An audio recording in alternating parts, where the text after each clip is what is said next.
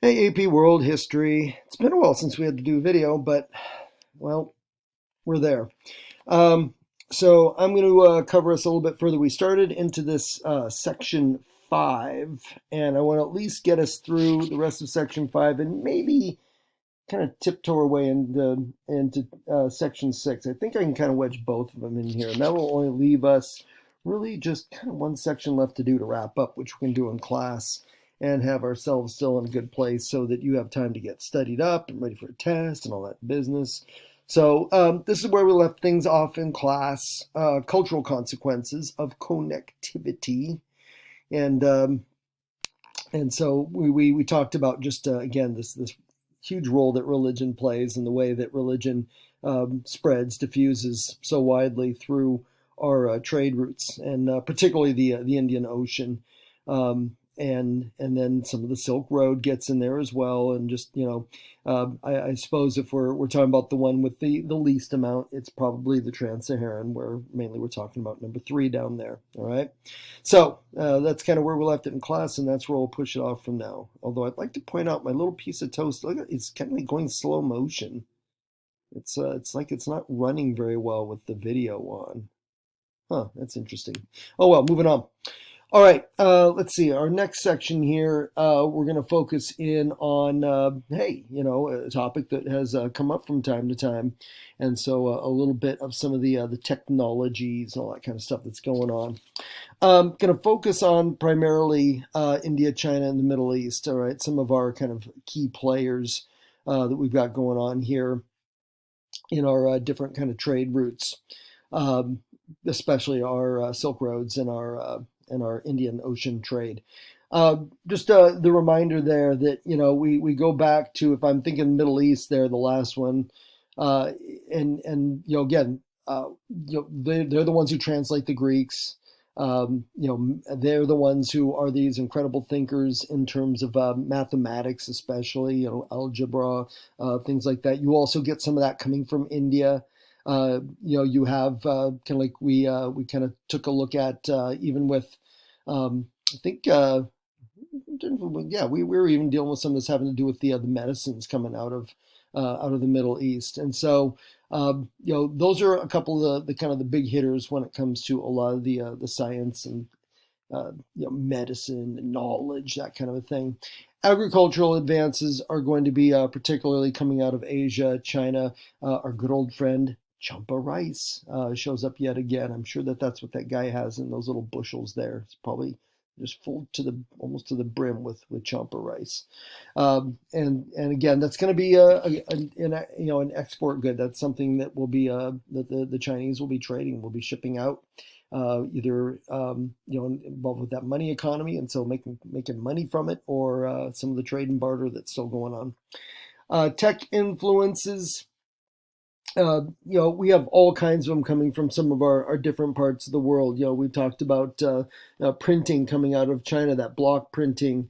We have some of those, some of that kind of that maritime, that fancy word that we use to talk about anything having to do with the ocean, seafaring and all of that. So we have some of those new technologies, some of them coming from China, some of them coming from the Middle East. And those are going to be things that, whether we're talking about lateen sails, whether we're talking about, again, the rudders, the astrolabe, some of those different technological changes or improvements that are going to influence, exploration going forward, are going to influence warfare going forward, and so they may seem like small things, but they are definitely going to have major impacts. All right. Number four, the role of urbanization that we have there. Um, Whether we're talking about big cities, because again, we're gonna see whether it's we talked about a bunch of different cities. We talked about the Silk trades, Indian Ocean trade, even a couple of the other cities like Timbuktu or Gao that were involved in African trade, and they do play a big role. This growth of cities. Initially, yeah, we talk about it having to do with Neolithic revolution way in the back, but now we're seeing that urbanization. That one of the drivers is trade and all the exchanges that go on because of trade. Whether it's some of those diasporic communities that are kind of working their way in, all that kind of thing. All right. And we can, I guess, other examples we can throw in there would be Hangzhou in China, another a big urban center from during this time. And even if we're going out even to some of the territories that the Mongols had controlled at one time, Novgorod in Russia. Being yet another one. So, I mean, a lot of examples. I mean, you've got some of them that are already in your notes. There's some other ones there. Um, and then we're also probably while I'm on that topic of urbanization is the fact there's also going to be some decline as we start getting out towards the end of our time frame as we're starting to get out there into that 1450 and out there. Some of them are going to be due to conquest. Some of them maybe some of those cities like Kashgar are going to kind of see their highs and then their lows due to the popularity and competition between different kinds of trade routes and that sort of thing. And so sometimes cities do have their day in the sun, and then other times not necessarily having all of the importance and the financial wealth and all those kinds of things attached to them. All right, the effects of the Crusades. When we see all these European armies go marching down into the Holy Lands to free it for Christianity, all that kind of Deus Vult and all that kind of business. It's going to have its impact as well. And, definitely we talked about one of those consequences, unintended consequences of the Crusades. On the upside is going to be, an increase again of demand for goods, for European demand for goods coming from the Middle East, or trade goods all the way out from East Asia that have made it to the Middle East, but not to Europe at that point. Now they get exposure to it, that kind of thing. And then if we're looking for a downside in terms of unintended consequences, that would be the spread of bubonic plague. Which I think we'll hit on here, and yeah, I think we'll cover this before we get done, unless I run out of time. All right, okay. Let's see. Next topic is Traveler's Tales. I think you guys did a little bit of work. I think you covered some of this. Maybe I don't know. Maybe you didn't get to this in AMSCO. Let's go ahead and cover it here, and we'll get it this way. So, Marco Polo. No, it's not just a pool game. All right, Marco Polo really was what we call a traveler. Not really explorers, because they're not really. These aren't going to be guys who are out to seek out new lands and stake down the flag and I'd claim this land for. No, these are guys who are just really curious about the outside world. And Marco Polo, as the name might imply, is from Italy, is Italian. And he ends up doing a lot of traveling, kind of basically kind of from a little bit of kind of Southwest Asia, but eventually, and where he really makes his name, is making it all the way to China. And comes back, and we have different versions. Did he write about his tales himself? Did he actually dictate it to someone else who put it down into writing? There's kind of different versions of it. But he makes it all the way to China and actually visits with the picture on the right side, the man himself, Kublai Khan. And comes back and these stories. Some people just don't even believe that what he's saying, but I mean, it happened. And after a while, people began to realize it's like, okay, this really is something. And so Marco Polo's writings are going to eventually kind of get out there in about that time that Gutenberg is creating his printing press. And so the stories will be published. They'll be spread around, and they're going to spark a lot of interest in Europe of the Far East, okay, aka China, East Asia. And so it's also, he's going to write about just some of the huge cities that he encounters while he is in China. And so people are kind of tuned into just this urbanization where China seems to be, as they often are, a little ahead of the curve. And then just that interest also in the business prospects that could be coming out of China. And as Marco Polo talks about some of these amazing goods that consumer goods that they have in China that Europe has just they don't have anything like it at all. Right? Another traveler is Ibn Battuta. Okay, Battuta. Sorry, Tuta. There we go. And like it says there, he is Moroccan, and he is going to be spends. Man, this guy goes on like an epic trip. They think that it was about 30 years, and he heads out from northern Africa, Morocco, and is traveling all over the place, makes it all the way to Asia himself. He is Muslim. And so, a lot of the travel that he does just in Africa is a little bit of that exploration of just how far the influences of Islam, how far they have made their impacts into Africa, and then begins to move beyond the Muslim centered part of the world and starts heading further and further east. And likewise, his travels will be documented in writing, and he writes a lot about some of these different locations. He does write far more than Marco Polo does, far more about religion.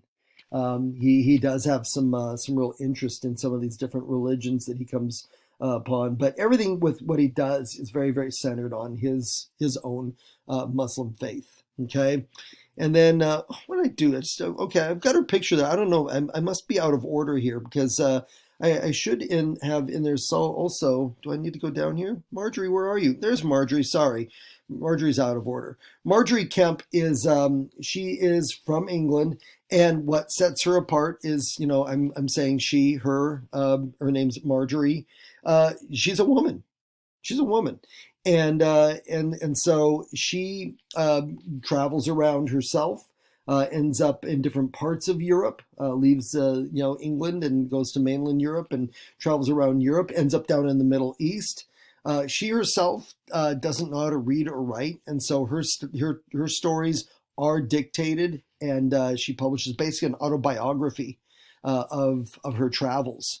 And that ends up kind of making the rounds when she gets back to England. Okay, so there you go, 3 examples of some of these what we call travelers, and their stories, for all 3 of them, as their stories make the rounds in their homelands, they spark more interest in the outside world. Okay, and that's kind of the theme, kind of the glue that holds these 3 together. They never encounter each other, but that similarity that they're just generating interest. Alrighty, okay. Section 6 down there that I had to pop up there to get Marjorie on the screen. So environmental consequences of connectivity. Yes, AP World does like to kind of take a look from time to time as to how some of all this stuff that's going on in history has some impacts on the environment itself. And so I'll start you off there as far as some agricultural impacts. And that's just really, I've got nothing to add other than, I hope you enjoy my picture of the man out there plowing the field. Actually, we'll deal with it in a little more detail right here. Okay, there's our friend. There's again. All right, we're getting down. I'm sad to say, probably down to some of the last times we'll be talking about the champa rice. We'll kind of leave it behind us as we move into Unit 3. So enjoy it. Again, champa rice. It's harvested. It's farmed and harvested in China and Vietnam, and will end up, as I mentioned already, export good, that sort of thing. But we're going to also have other, whether we're talking about East Asia, whether we're talking about Southeast Asia, down to Indonesia. Whether we also, if we start to include Africa into this, we have some of these different areas. We have bananas, we have cotton, we have sugar, we have citrus, all these different kinds of crops that if we're talking about, especially we can particularly focus in on Europe, but some of these other parts of the world, if we're talking about Northern Africa, we're talking about parts of Southwest Asia, the Middle East, these are unique to them. And so we're going to see these crops kind of start to move around. And yes, some of it is just to get their hands on the crops, but some of these crops can be raised and can be grown in different places. And so some of this will also be the fact that it's just not people buying this stuff just so they can consume it. If the climate and the environment works with that, then yeah, you're going to start to see some of the crops start to move from their places of origin and being raised and harvested in different places. Okay. And then on a flip side, or kind of a downside, is some examples of some types of environmental destruction. Some of us will get a little bit more, gang. That those you AP Hug folks, again, this is why we always kind of, yeah, take your AP Hug. But again, those of you that didn't take it, don't worry, you're not going to be lost. But things like deforestation, people who basically are knocking down forests because they're starting to run out of land where they can do some decent farming. And so, it's cutting down trees, it's burning stumps, it's clearing land to open it up for more farming. We know now that deforestation in large scales is bad for the atmosphere. It's bad for, we depend on those trees, to oxygenate the air and that sort of thing. And so we have some of that going on. We also have a lot of farming tactics that are focused on profit over proper use of the land itself. And so we're going to have a lot of examples of soil erosion that goes on, examples of overgrazing where livestock are pretty much kind of hemmed into a chunk of land to where pretty soon they're starting to run out of grasses and the things that they eat. All of those are things that are going to contribute towards environmental destruction. And so, boom, okay, that gives you some examples that you've got there.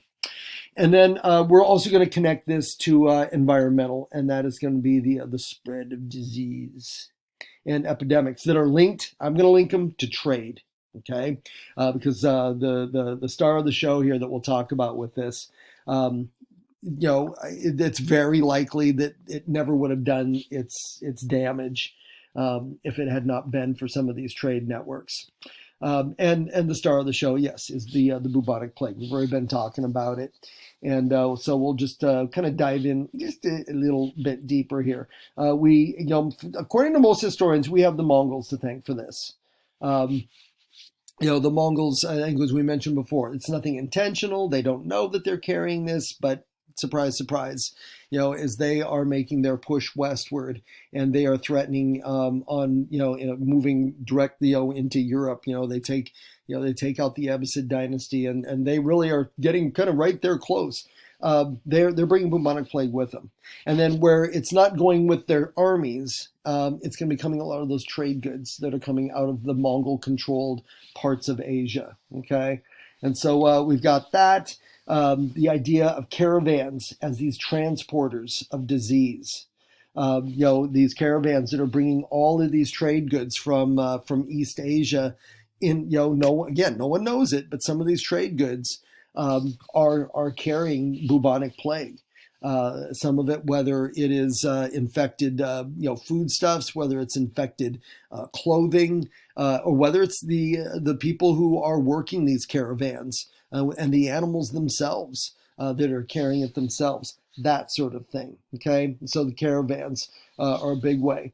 I could have probably made a B on here that would have also talked about, especially kind of with some of the trade connected to the Indian Ocean that may have brought bubonic plague on board ships. We talked about cargo holds and rats down there, and once these ships are docking and these cargo holds are unloaded, that they're also inadvertently unloading rats that now are disease carriers and now spreading out into these port towns, and there you go. You got the spread of plague again. But really, they believe that most of bubonic plague was brought overland, which is why I'm mainly talking about the other caravans there. The bubonic plague, aka the Black Death, that is the creepy picture you see sitting there on the left side there. A plague doctor. No, they didn't think that dressing up like big giant chickens was going to scare the plague away. They actually took these beak kind of shaped on these masks that they wore to protect themselves. Remember a couple of years ago when we were wearing masks? Yeah, it was that same concept. And then they would stuff the beaks with all kinds of like flowers and spices and stuff that the plague doctors believed would protect them from the plague. Okay, silly people they were. They died anyway. Matter of fact, a lot of people died. Um, when we look at Europe, most estimates say in Europe about 1 out of every 3 people died of the Black Death. They estimate somewhere around 25 million. They're big, wild estimates because no one was out there, taking accurate body counts. They were burning the bodies. People were dying so rapidly, and they were so mystified as to what was going on. Asia is also believed to have lost about 25 million people, and so it was a killer.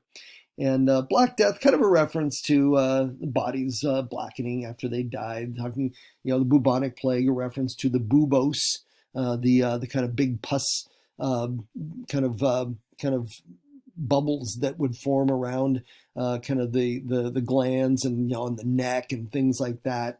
And then when they would pop, and well, never mind. I'll leave it to your imagination.